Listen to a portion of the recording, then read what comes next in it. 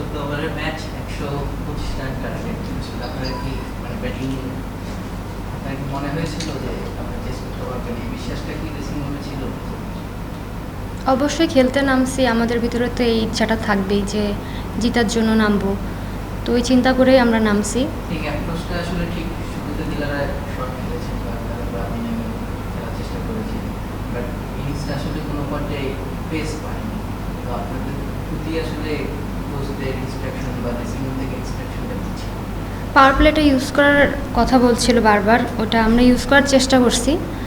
আর হচ্ছে যেহেতু top order batsman আমি, আমাদের রান করা উচিত ছিল ওই সময়টা, আমরা অনেকটা ডট খেলে ফেলছি, তো ওইটা আসলে আমাদের টিমের জন্য হ্যাম্পার হয়ে গেছে ওই টাইমটা। মানে টানা হারের মধ্যে দলটা আছে, তো আপনি ড্রেসিং রুম থেকে আসলে কী বলছেন যে দলটাকে একটু ডিমোটিভেটেড অবস্থায় আছে?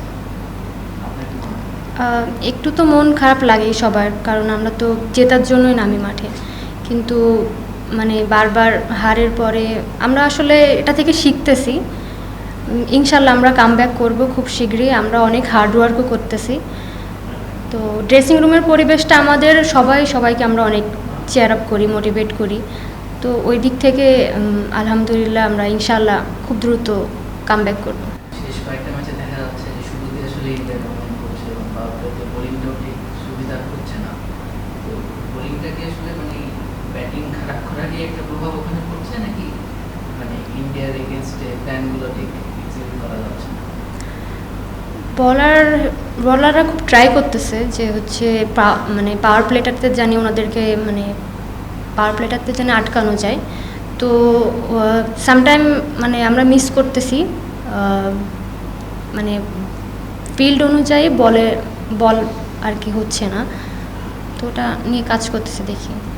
স্কিল ওয়াইজ কি কোনো মানে গ্যাপ আপনাদের চোখে পড়ছে ইন্ডিয়ার সঙ্গে? স্কিল অনুযায়ী গ্যাপ বলতে হচ্ছে আমরা বেশি ডট খেলে ফেলতেছি সিচুয়েশন অনুযায়ী।